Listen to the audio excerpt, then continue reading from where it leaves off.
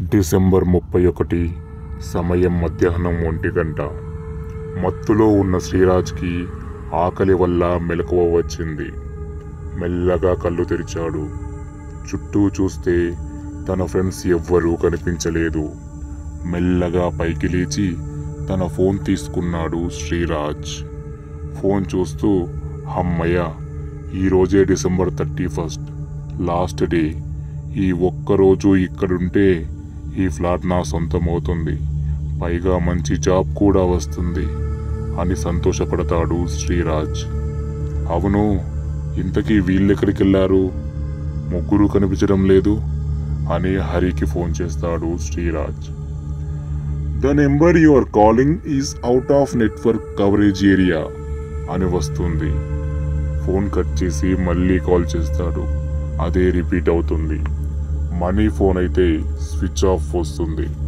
చివరికి సూర్యకి కాల్ చేస్తాడు శ్రీరాజ్. సూర్య phone ring అవుతుంది. సూర్య ఫోన్ లిఫ్ట్ చేస్తాడు. హలో రేయ్, ఎక్కడికి వెళ్ళారా? హరి మనీ ఫోన్స్ కలవట్లేదు, ఎక్కడున్నారు మీరంతా అని సూర్యని అడుగుతాడు శ్రీరాజ్. మేమెక్కడున్నాం అనేది తరువాత, నువ్వు మాత్రం చాలా డేంజర్లో ఉన్నావు అంటాడు సూర్య. రేయ్, ఏంటి నువ్వు చెప్పేది? నాకేం అర్థం కావడం లేదు.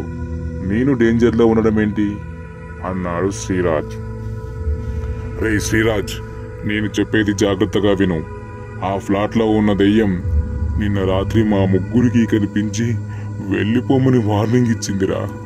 మా అదృష్టం బాగుండి అక్కడి నుంచి బయటపడ్డాం. వీలైతే నువ్వు వెంటనే అక్కడి నుంచి పారిపో అంటాడు సూర్య. అవునా, దెయ్యం కనిపించిందా? అయితే నేను చెప్పేది కూడా విను. ఇక్కడ దెయ్యం ఉన్నా భూతం ఉన్నా ఏది ఉన్నా సరే ఇక్కడి నుండి వెళ్ళే ప్రసక్తే లేదు. ఈ ఒక్కరోజు ఇక్కడే ఉంటే రేపు పొద్దున్నే నా లైఫ్ మారిపోతుంది. మహా అయితే ఏం జరుగుతుంది? ఆ దెయ్యం నన్ను చంపేస్తుంది, అంతే కదా. అన్నిటికీ సిద్ధమయ్యే వచ్చాను. వస్తే రాజ్యం, పోతే ప్రాణం, అంతే అంటాడు శ్రీరాజ్. రేయ్, నువ్వు చెప్తే వినవని నాకు తెలుసు. నువ్వు ఛాలెంజ్ గెలవడానికి ఒకే ఒక్క ఛాన్స్ ఉంది. ముందు నాకు ఒకటి చెప్పు, ఆ దయ్యం నీకు కనిపించిందా అని అడుగుతాడు సూర్య. లేదు, కనిపించలేదు అని సమాధానం చెప్పాడు శ్రీరాజ్. రాత్రి మాకు కనిపించి అంతలా భయపెట్టిన ఆ దయ్యం నిన్ను మాత్రం ఎందుకు డిస్టర్బ్ చేయలేదో తెలుసా? నేను తెలిసిన వాళ్ళ దగ్గర ఆ దయ్యం గురించి పూర్తిగా తెలుసుకున్నాను. నిన్ను ఆ దయ్యం ఏమీ అనలేదు అంటే దానికి పెద్ద కారణం ఉంది. సరిగ్గా సంవత్సరం క్రితం యాక్సిడెంట్లో చనిపోయిన తన భర్త అరుణ్ దేవ్ అచ్చుగుద్దినట్టు నీలాగే ఉంటాడు. బహుశా నువ్వే తన భర్త అనుకుంటుందేమో ఆ దయ్యం. జాగ్రత్తరా, కావాలంటే అతని ఫోటో నీకు వాట్సాప్ చేస్తాను చూడు అని చెప్పి ఫోన్ కట్ చేస్తాడు సూర్య. వెంటనే వాట్సాప్లో వచ్చిన మెసేజ్ని చూసి ఒక్కసారిగా షాక్ అవుతాడు శ్రీరాజ్. అది ఒక పాస్పోర్ట్. దాంట్లో ఉన్న ఫోటోలోని వ్యక్తి ఏమాత్రం తేడా లేకుండా అచ్చం శ్రీరాజ్ లాగే ఉన్నాడు. కానీ పేరు మాత్రం అరుణ్ దేవ్ అని, సన్ ఆఫ్ వెంకటరమణ అని ఉంది. అది చూసిన శ్రీరాజ్ కంగారుగా సూర్యకి ఫోన్ చేస్తాడు. సూర్య ఫోన్ లిఫ్ట్ చేస్తాడు. ఏరా, ఇప్పటికైనా నమ్ముతావా అని అడిగాడు సూర్య. నమ్ముతాన్రా, వీడెవడో నిజంగానే అచ్చం నాలాగే ఉన్నాడు. కానీ నువ్విందాక ఫోన్లో ఈ ఛాలెంజ్ గెలవడానికి ఒక ఛాన్స్ ఉందని చెప్పావు కదా, అదేంటో చెప్పరా ప్లీజ్, ఇది నా లైఫ్కి చాలా ఇంపార్టెంట్ అని సూర్యని అడిగాడు శ్రీరాజ్. అవును, ఈరోజు చనిపోయిన అరుణ్ దేవ్ బర్త్డే. సరిగ్గా 1 ఇయర్ బ్యాక్ తన బర్త్డే పార్టీలో ఫుల్లుగా తాగి డ్రైవ్ చేయడం వల్ల యాక్సిడెంట్లో చనిపోయాడు అరుణ్ దేవ్. ఆ న్యూస్ ఫోన్లో విన్న అనిత అనే ఈ దెయ్యం షాక్ వల్ల ఫ్లాట్లోనే చనిపోయింది. ఎందుకంటే భర్త అంటే ఆమెకి ప్రాణం. వీళ్ళది లవ్ మ్యారేజ్. ఫ్యామిలీ మెంబర్స్ తనకి అరుణ్ దేవ్కి అంత్యక్రియలు చేశారు. కానీ అప్పటి నుండి ఆమె తన కోసం తన భర్త వస్తాడని ఎదురు చూస్తూ అదే ఫ్లాట్లో దయ్యమై తిరుగుతుంది. నువ్వు ఈ ఛాలెంజ్ గెలవాలంటే ఆ ఫ్లాట్ మాస్టర్ బెడ్రూమ్లో నేను ఒక ఓజో బోర్డ్ చూశాను. దాని సహాయంతో నువ్వు అరుణ్ దేవ్ ఆత్మని పిలువు. ఒకవేళ అరుణ్ దేవ్ ఆత్మ నీకు సహాయం చేయడానికి ఒప్పుకుంటే నువ్వు ఛాలెంజ్ గెలుస్తావు, లేకపోతే అక్కడే చేస్తావు. ఇక నీ ఇష్టం అని ఫోన్ కట్ చేశాడు సూర్య. ఇదంతా విన్న శ్రీరాజ్ ముఖం నిండా చెమటలు పట్టాయి. కంగారుగా మాస్టర్ బెడ్రూమ్లోకి వెళ్ళాడు. అక్కడ మొత్తం వెతికి చూస్తే చివరికి ఒక షెల్ఫ్లో ఓజో బోర్డ్ కనిపించింది శ్రీరాజ్కి. దాన్ని తీసుకొని హాల్లో క్యాండిల్స్ కోసం వెతుకుతాడు. క్యాండిల్స్ కూడా దొరుకుతాయి. వెంటనే క్యాండిల్స్, మ్యాచ్ బాక్స్, ఓజో బోర్డ్ తీసుకొని బెడ్రూమ్లోకి వెళ్ళి డోర్ లాక్ చేసుకుంటాడు. ఓజో బోర్డ్ని కింద పెట్టి చుట్టూ 4 క్యాండిల్స్ని వెలిగిస్తాడు. వెంటనే కరెంటు పోతుంది. ఆ రూమ్లో క్యాండిల్స్ వెలుగు తప్ప అంతా చీకటిగా ఉంది. శ్రీరాజ్ తన ముఖంపై చెమటలు తుడుచుకొని ఓజో బోర్డ్లోని కాయిన్పై చెయ్యి పెట్టి, అరుణ్ దేవ్ మీరు ఇక్కడ ఉన్నారా? అరుణ్ దేవ్ మీరు ఇక్కడ ఉన్నారా? ఉంటే నాతో మాట్లాడండి. అరుణ్ దేవ్ మీరు ఇక్కడ ఉన్నారా అని దాదాపు సాయంత్రం 6 గంటల దాకా ప్రయత్నిస్తాడు. కానీ ఎటువంటి ప్రయోజనం ఉండదు. కోపంతో చ అని పైకి లేస్తాడు శ్రీరాజ్. సరిగ్గా అప్పుడే మెల్లగా ఆ ఓజో బోర్డ్లోని కాయిన్ కదలడం మొదలవుతుంది. Yes, I am Arun Dev. Tell me, what do you want? అని ఓజో బోర్డ్లో కనిపిస్తుంది శ్రీరాజ్కి. అది చూసిన శ్రీరాజ్ వణుకుతున్న గొంతుతో, అరుణ్ దేవ్ గారు మీరు నన్ను చూస్తున్నారా అని అడిగాడు. Yes, I can see you. Wow, you are my doppelganger అని కనిపించింది ఆ ఓజో బోర్డ్లో. దాంతో అరుణ్ దేవ్ ఆత్మ నిజంగానే వచ్చిందని, తనని చూస్తుందని అర్థమయ్యింది శ్రీరాజ్కి. అలా భయపడుతూనే తను ఉన్న పరిస్థితి గురించి మొత్తం అరుణ్ దేవ్ ఆత్మకి వివరిస్తాడు శ్రీరాజ్. చివరికి మీరు నాకు సహాయం చేస్తారా అని అడుగుతాడు. ఆ ఓజో బోర్డ్లో ఎటువంటి మూమెంట్ లేదు. వెంటనే 4 క్యాండిల్స్ ఆరిపోతాయి. అరుణ్ దేవ్ మీరు ఇక్కడే ఉన్నారా? ఉంటే ఎస్ అని చెప్పండి, నాకు హెల్ప్ చేయండి ప్లీజ్ అని అడిగాడు శ్రీరాజ్. కానీ అక్కడి నుండి ఎటువంటి రెస్పాన్స్ లేదు. సమయం సరిగ్గా 8:30 ఒక్కసారిగా కిచెన్లో సామాన్లు కింద పడ్డ శబ్దం వినిపిస్తుంది శ్రీరాజ్కి. మెల్లగా డోర్ ఓపెన్ చేసి కిచెన్ వైపు నడుస్తాడు శ్రీరాజ్. భయంగానే కిచెన్ దగ్గరికి వెళ్ళి లోపలికి తొంగి చూస్తాడు. అక్కడ సామాన్లన్నీ కింద పడిపోయి ఉంటాయి. కానీ ఎవ్వరూ కనిపించరు. మెల్లగా లోపలికి వెళ్తాడు. ఈ సామాన్లన్నీ ఎవరు పడేస్తుంటారు? కొంపతీసి సూర్యగాడు చెప్పినట్లు ఆ దెయ్యం కాదు కదా? దేవుడా, అనవసరంగా ఇక్కడికి వచ్చి ఇరుక్కుపోయానా? ఇప్పుడు నా పరిస్థితి ఏంటి అని భయపడుతూనే ఆ కింద పడ్డ సామాన్లు తీసి మళ్ళీ మెల్లగా షెల్ఫ్లో పెడతాడు శ్రీరాజ్. చుట్టూ అంతా చీకటిగా ఉండడంతో భయంతో మళ్ళీ బెడ్రూమ్లోకి వెళ్తాడు శ్రీరాజ్. ఏం చేయాలో అర్థం కాక సతమతమవుతున్న శ్రీరాజ్కి ఒక లేడీ వాయిస్ వినిపిస్తుంది. ఇలా ఆ వాయిస్ వింటుంటే శ్రీరాజ్కి భయంతో గుండె ఆగినంత పనయ్యింది. అలా బర్త్డే సాంగ్ వస్తూ ఉంటే ఇక్కడ శ్రీరాజ్ గుండె వేగం పెరుగుతూ ఉంది. కరెంట్ కూడా లేదు. టీవీ ఇది ఆన్లో లేదు, ఈ సాంగ్ ఎక్కడి నుంచి వస్తుంది అని అనుకుంటాడు శ్రీరాజ్. మెల్లగా లేచి డోర్ కొంచెం ఓపెన్ చేసి డోర్ పక్కన నక్కి హాల్లోకి చూస్తాడు. అక్కడ ఎవ్వరూ కనిపించరు. ఇంతలో బర్త్డే సాంగ్ ఆగిపోతుంది. శ్రీరాజ్ అలాగే చూస్తూ ఉంటాడు. సరిగ్గా అప్పుడే హాల్లో ఏదో నల్లటి ఆకారం ఫ్లాష్ అయినట్టు కనిపిస్తుంది శ్రీరాజ్కి. శ్రీరాజ్ ఒళ్ళు జల్లు పంటుంది, రోమాలన్నీ నిక్కపొడుచుకుంటాయి. హాల్లో ఉన్న డైనింగ్ టేబుల్ పైన ఎవరో క్యాండిల్ వెలిగిస్తున్నారు. క్యాండిల్ వెలుగులో తెల్లని చీరతో, ముఖం నిండా కప్పి ఉన్న జుట్టుతో ఒక అమ్మాయి రూపం కనిపిస్తుంది శ్రీరాజ్కి. అది చూసిన శ్రీరాజ్ వెంటనే డోర్ లాక్ చేస్తాడు. కంగారుగా వెళ్ళి బెడ్ కింద దాక్కుంటాడు. ఇంతలో హాల్లో నుండి, అరుణ్ త్వరగా రండి, డిన్నర్ చల్లారిపోతుంది. అసలే ఇవాళ మీ బర్త్డే కదా అని నేను స్పెషల్గా కేక్ చేశాను, బిర్యానీ చేశాను, చాలా రకాల డిషెస్ చేశాను. మీరే లేట్, త్వరగా రండి ప్లీజ్ అని వినిపిస్తుంది శ్రీరాజ్కి.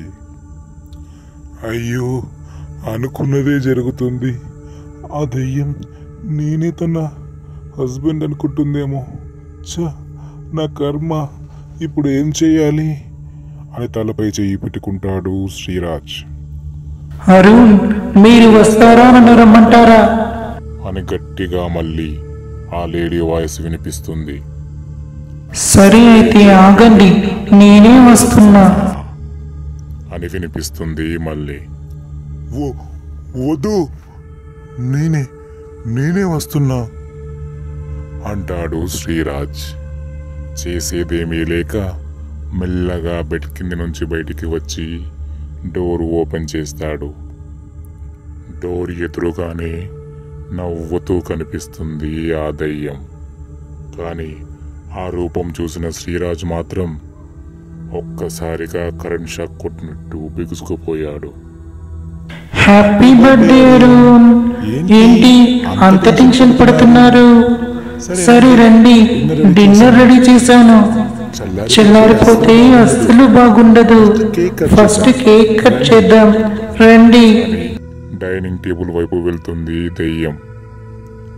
దేవుడా కాపాడవయ్యా స్వామి అని మనసులో అనుకుంటూ దెయ్యం వెనకాలే వెళ్తాడు శ్రీరాజ్ కూడా. రండి, కూర్చోండి. ఈ కేక్ చూడండి ఎలా ఉంది. నేనే ఇప్పుడు ఇంట్లోనే ప్రిపేర్ చేశాను అని శ్రీరాజ్ని అడుగుతుంది దెయ్యం. ఆ కేక్ ఎరుపు రంగులో రక్తం పూసినట్లుగా కనిపిస్తుంది శ్రీరాజ్కి. తను మాట్లాడుతుంది ఒక దెయ్యంతో అని తెలిసి బాగుంది అంటాడు శ్రీరాజ్. మరి కట్ చేయండి అంటుంది ఆ దెయ్యం. పక్కనే ఉన్న నైఫ్ తీసుకుని శ్రీరాజ్ వణుకుతున్న చేతితో కేక్ కట్ చేస్తాడు. కేక్ కటింగ్ అయిపోయాక ముందు ఉన్న కేక్, శ్రీరాజ్ చేతిలో ఉన్న కత్తి రెండూ మాయమవుతాయి. అది చూసి షాక్ అవుతాడు శ్రీరాజ్. వెంటనే డైనింగ్ టేబుల్పై వేడి వేడి చికెన్ బిర్యానీ ప్రత్యక్షమవుతుంది. ఏంటి చూస్తున్నారు? మీకోసమే చేశాను వేడి వేడి నాటుకోడి చికెన్ బిర్యానీ. తినండి ప్లీజ్ అంటుంది ఆ దయ్యం. ఒకవైపు పిచ్చ భయంలో ఉన్న శ్రీరాజ్ పొద్దున నుండి ఏమీ తినకపోవడం వల్ల బాగా ఆకలిగా కూడా ఉంటాడు. చికెన్ బిర్యానీ చూసేసరికి శ్రీరాజ్కి నోరూరుతుంది. వెంటనే ఆ ప్లేట్ తీసుకొని ఆబగా తినడం ప్రారంభిస్తాడు శ్రీరాజ్. అయ్యో మెల్లగా పొలమారుతుంది అంటుంది ఆ దయ్యం. నిజంగానే శ్రీరాజ్కి పొలమారుతుంది. అయ్యో పొలమారిందా, ఉండండి నీళ్లు తెస్తాను. అని కిచెన్లోకి వెళ్తుంది దెయ్యం. కిచెన్లో నుండి ఆ దెయ్యం ఒక గ్లాసులో ఎర్రగా ఉండే ద్రావణం పోసుకొని తీసుకొస్తుంది.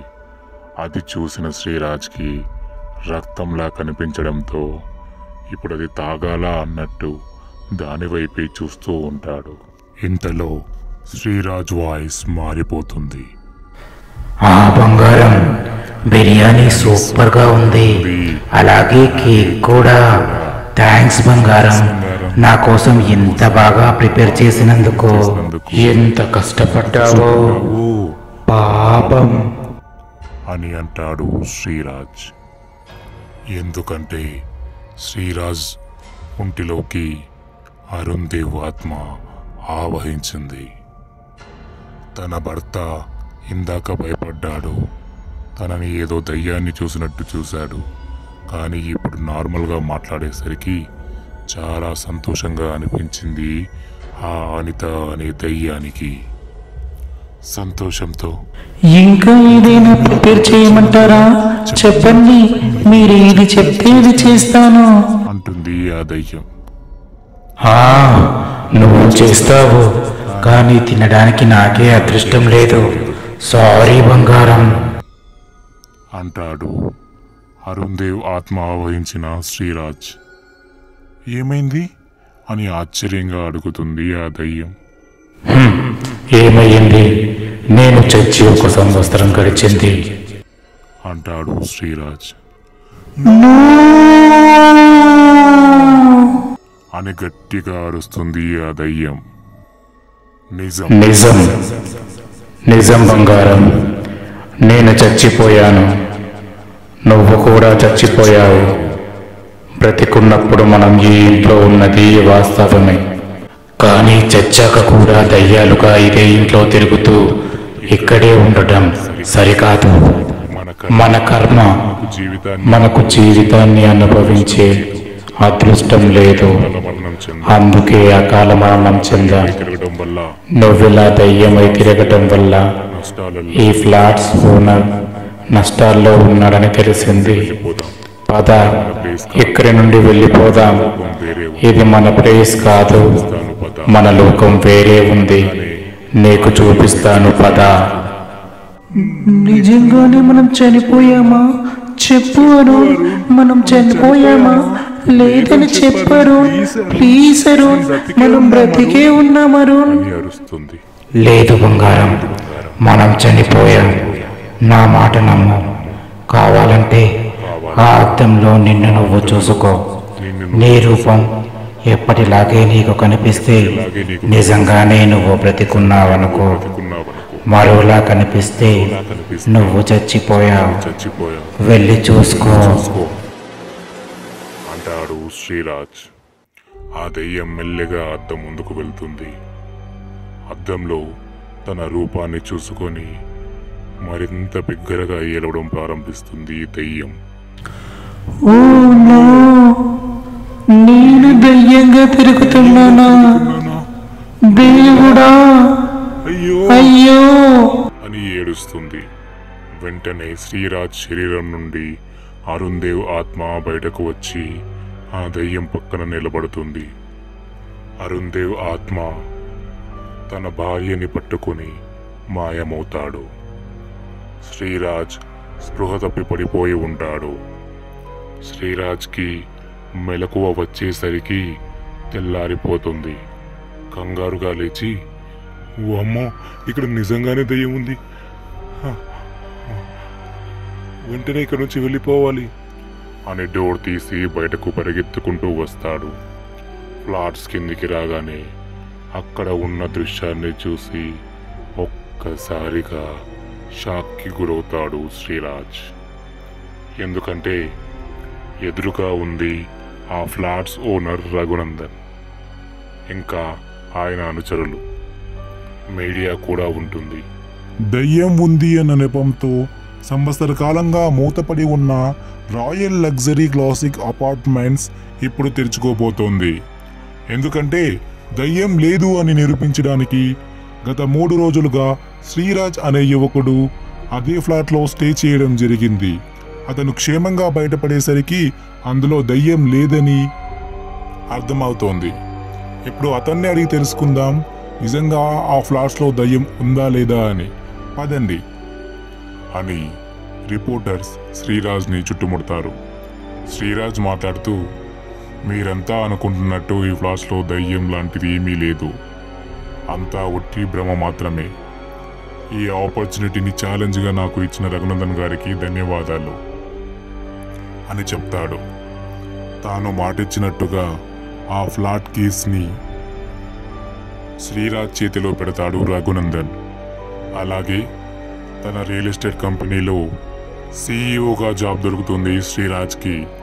ఇంకేముంది, శ్రీరాజ్ లైఫ్ సెటిల్ అయిపోయింది. మెల్లిగా తన ఫ్రెండ్స్ని కూడా పిలుచుకొని కంపెనీలో చిన్న చిన్న ఉద్యోగాల్లో సీరియల్ చేస్తాడు. పెళ్లి చేసుకుంటాడు. తన భార్య అయిన స్నేహతో కలిసి అదే ఫ్లాట్లో ఉంటాడు. అంతా సంతోషంగా గడుస్తుంది. కానీ శ్రీరాజ్కి మాత్రం ఆ దయ్యాన్ని చూసిన రోజు తలుచుకుంటే ఇప్పటికీ గుండె వణుకుతూనే ఉంటుంది. హాయ్ ఫ్రెండ్స్, దీంతో డిసెంబర్ 31 అనే ఈ సిరీస్ సమాప్తం. నెక్స్ట్ కళాశాల అనే ఒక అద్భుతమైన దెయ్యం కథతో మళ్ళీ మీ ముందుకు రాబోతున్నాను. అంతవరకు సెలవు. కథ నచ్చితే నా ఛానల్ని సబ్స్క్రైబ్ చేసుకొని ఇలాంటి మరిన్ని కథల కోసం వెయిట్ చేస్తూ ఉండండి. Thanks for watching. బాయ్.